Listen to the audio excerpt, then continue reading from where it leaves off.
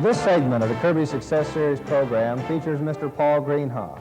Paul has achieved many outstanding successes in the Kirby business, even though he has had cerebral palsy since birth. He joined Kirby in January of 1973 and sold 14 Kirbys that month. By March of 1975, he had earned his 5-star award and later went on to earn his President's Pin. At one point, Paul sold 37 Kirbys in 11 days. Listen now as Paul explains why he feels there are no excuses.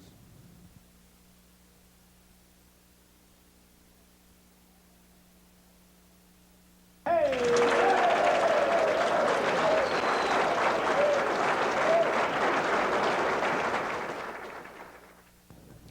don't know who wrote that introduction, but it sure sounds impressive, doesn't it? Maybe I should begin to believe it. No. You know, Craig called me about a month and a half ago and begged me to come out and speak. So I didn't even bother looking at my calendar.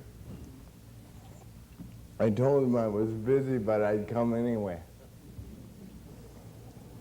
So then I looked at my calendar after I hung up, right? And I'm supposed to be at a horse show showing a Tennessee Walker at noon tomorrow. I've got a divisional assistant in this week. We graduated 45 dealers at 5:38 this evening in one office. And we've got a party at 2:30 this evening to celebrate anyone with 2 sales their first day. And I want you to know that I'm not busy enough to come tonight. But I am leaving as soon as I'm finished, Craig, because I want to count my money.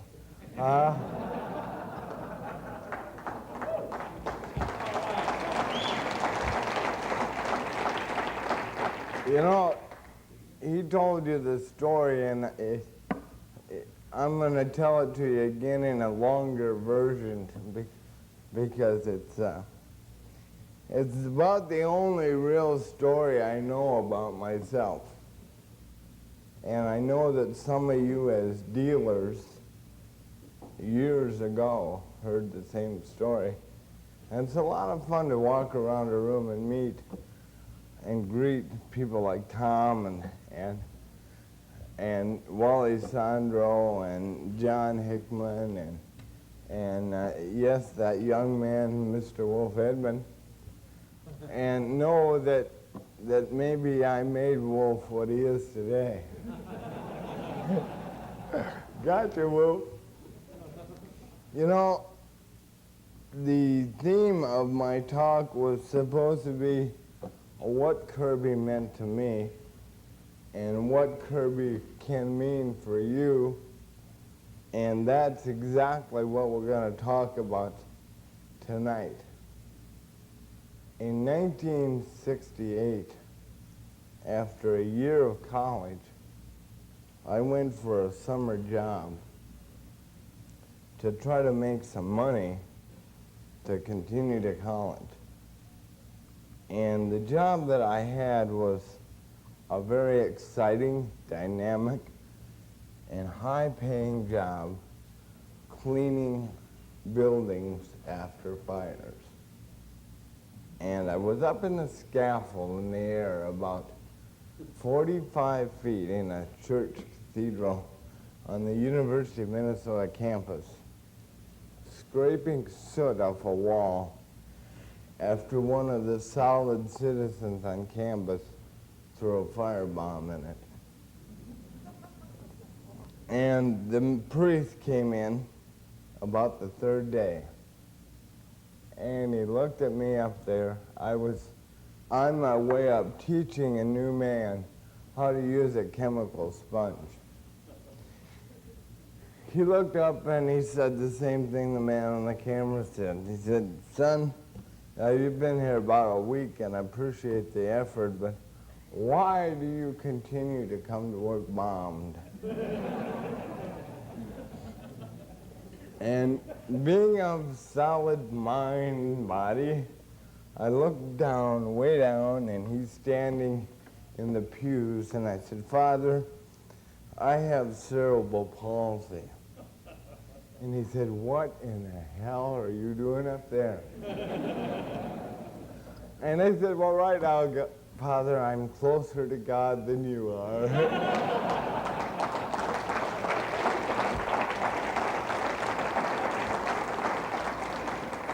Now, obviously, no one likes to be told that you're better than they are, right? And he proceeded to leave the altar area. And about 45 minutes, the Federal Labor Commission came down and stopped the job. And my boss had to come to me and tell me that he could not continue employing me. And this was 4 days before Christmas. Now, prior to that, I just didn't know what to do. But being I was going back to college in 3 weeks, I never let it bother me. And then I got a letter in the mail declaring me unemployable. And I want to tell you that it was probably, at the time, the most devastating letter a man could ever get. Because you know that doctor told my folks 20 years prior to that I would never walk or never talk. And now the letter came again. So I went to the state people that help people that go to college or what have you. And I was married at the time and had a couple of children. And they told me I could not qualify for unemployment because of my handicap. And I said, well, what do you want me to do? And he said, well, you got a couple of choices. Now, some of you are from Minnesota and know where the St. Paul High Bridge is. That was choice number one. Okay? Choice number two was welfare. And I didn't like that, so I said, there's got to be another choice. And the man said, create your own job. Okay? So, doing what I knew best, and that was guppies, I had 4 or 5 aquariums in my home. I talked to my landlord who owned a marine outboard dealership in St. Paul. Said, Len, I know I'm going to be behind in my rent because I'm declared unemployable, and I've got to create a job. And he said, well, I've got some space in the front of my shop that I'm not using. Why don't you sell some guppies? And I said, walleyes won't bite on guppies. He said, no, make it a pet shop. And that's how it started. And you know, I felt excited because I knew then I was creating a job. And I worked hard for about 3 years, and I moved into a shopping center, and 14 days before Christmas, there was a major fire in the shopping center, and all my dreams went up in smoke again. Now, when you're 22 years old, unemployable, and looking at filing $172,000 bankruptcy with 2 kids and a wife, you begin to wonder whether the doctor was right or wrong. So I was starting over again, looking to create a new job. And my sister called me one day and she said, Paul, got you a job. I said, doing what? And she said, ain't telling you, but I got you a job. So she said, you got to be down there at 10 o'clock and fill out the application, and Lyle told me, he guaranteed me I'd have a job. So I went down to this very small storefront, and it was a block away from my first pet shop. And in the window was a Kirby. And I thought, oh no, a janitor job.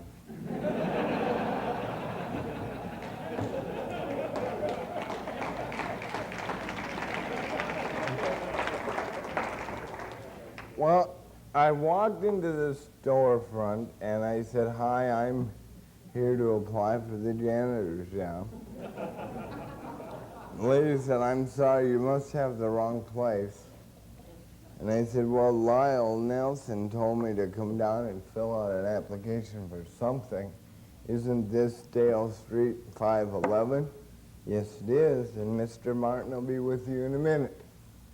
So I filled out this piece of paper, and all of a sudden this jolly little guy come rolling through the door. Come on back here. And there was 27 of those suckers on the wall. And when he told me it was selling dirt suckers door to door, I knew I was in the wrong spot.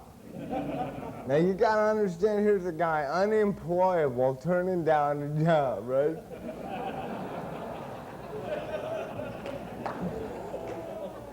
Well, Sam Martin sent me down and he told me that if I could sell 14 of these, I could win a trip to Tantera Lake of the Ozarks. And I wasn't going to be doing nothing for the next 30 days anyway, according to the state, so I figured, what the hell, right? Well, then he told me my sister bought one for Lyle, and I figured, if she'd buy one, anybody would, right? So I went home and I told my wife about my Kirby opportunity, and she cried for 3 days.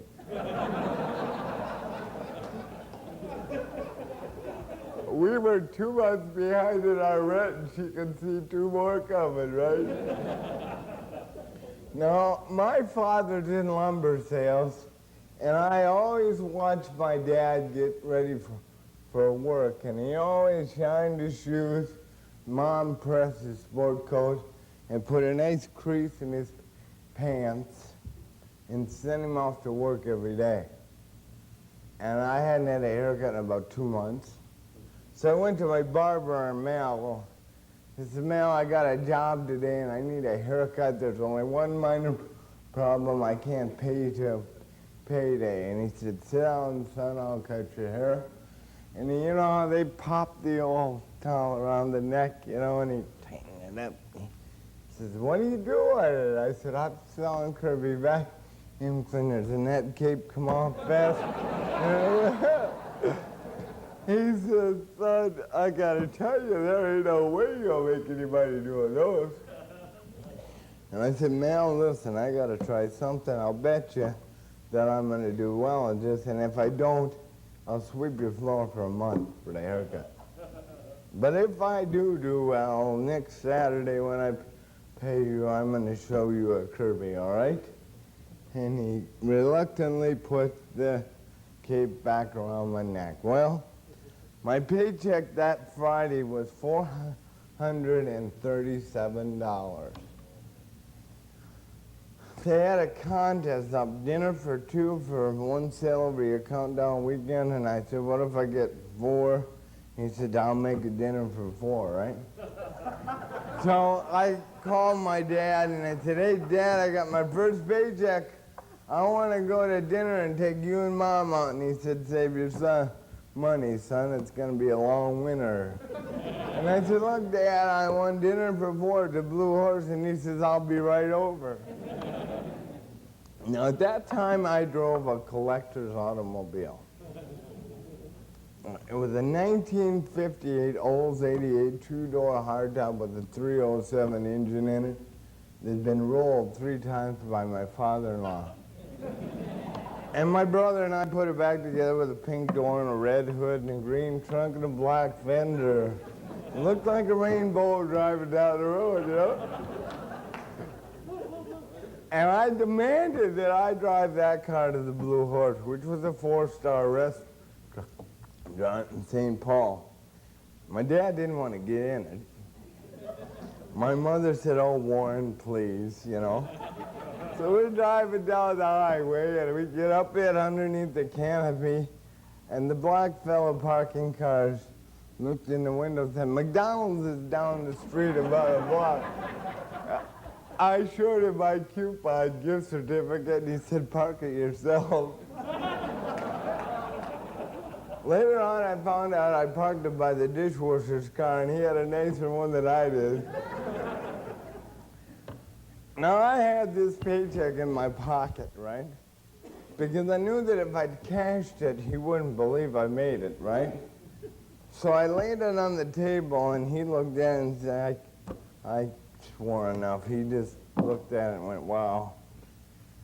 And he handed it to my mother, and she said, "Paul, I don't know what you're doing, but it ain't too late to get out of it before you get in trouble."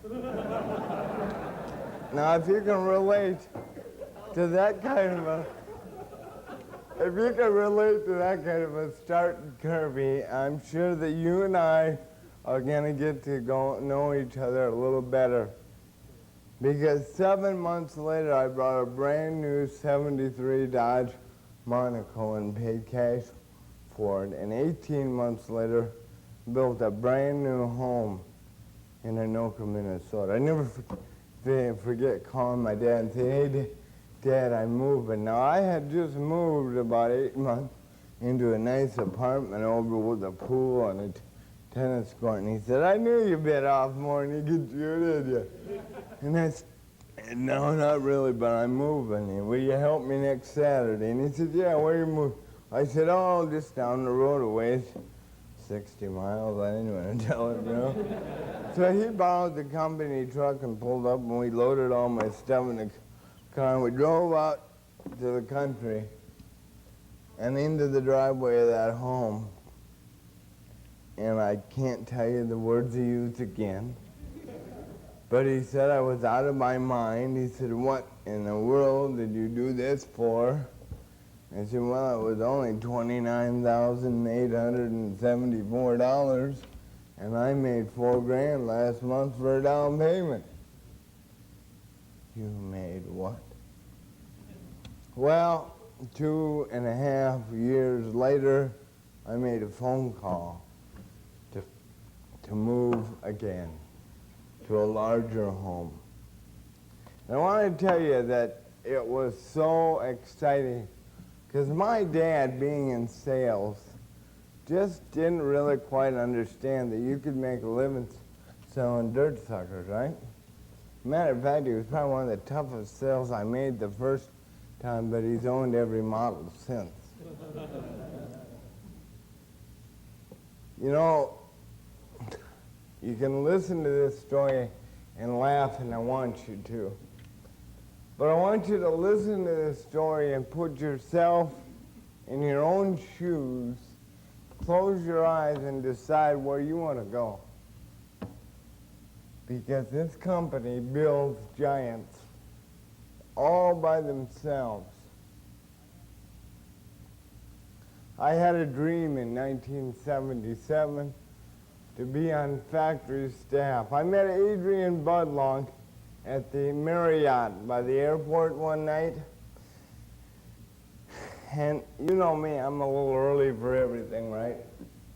So my father and mother lived in Ohio at the time, and I flew to Columbus, and they drove me up. And Gene Winfield, my distributor, was going to meet me, and we were going to tour the factory because I had sold 27 Kirby's that month and was the top dealer for the #1 distributor in the world, and I thought it would be kind of neat to meet the president, and he thought so too.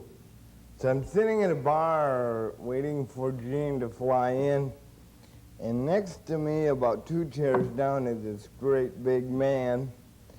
And I look over and I look back, and I look over and I look back, and I leaned over and I said, "Don't I know you?" He said, "I don't think so." I said, "Oh, I apologize."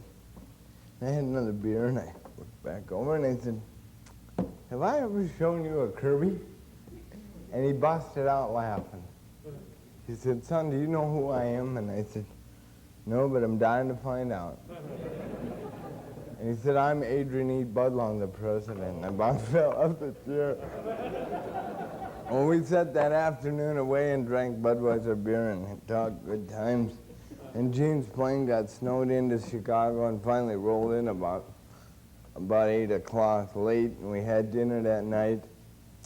And I remember going to the Hall of Fame room and having him pin my 24 plus tab and 5-star pin on it at the same time. And he said, you know, I've never sold 24 before. And I said, your job will be easy. And he looked at me and he said, it's yours if you want it. And I said, well, I want it. And I did everything in my power to get there. I went home that weekend or that following Tuesday morning with Gene and Sheila, and I said, Gene, what do I got to do to get to that place? And he said, Paul, that's a big number. And I said, I know, but I'm going to be there. And about a year and a half later, I decided, well, the obvious step would be AD. So I opened up an AD and we hit 92 in Red Wing. Yeah, Conrad and Gerrard and I the first month open. And then I decided that divisional assistant would be the most obvious way because, see, I was with the #1 distributor in the world, and hell, he knew how to do it, right? And the only way that I was going to get Bud Long to look at me was if I could figure out how to help somebody that didn't know any better. So I called Ray Cook, and he said, I don't need anybody. So I kind of said, shoot, I'm going to do it anyway. So I knew this distributor in Danville, Illinois, and I called him up and I said, hey, let's do an exchange. I'll come down and work for you for a week, and you send your sales manager up, go work for Conrad for a week, and we'll see what happens. Well, I got down there, and I drove down and sold 37 Kirby's in a week out of a van. And the neighboring distributor heard I was in town, and the night I was to leave the next day, Rick Carlson decided to throw a joint rally and let them hear me and how I closed and this and that. And Jim Schwagman talked me into coming there the next week. And from there I went to another place, and from there I went to another place, and about 5 weeks into it, Ray Cook's son-in-law said, hey, come on down to my house, right?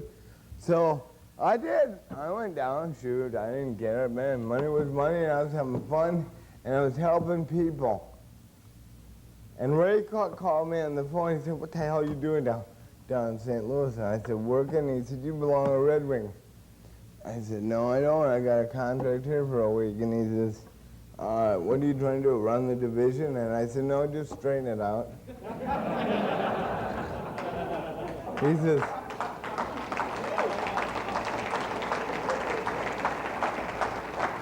where have you been? And I told him, and so he called all the distributors, he called me back, and he said, you're hired? And I said, no, I'm not. I'm an independent contractor on a consultant basis. I'm working for myself. I've created my own job. I'm unemployable. Leave me alone.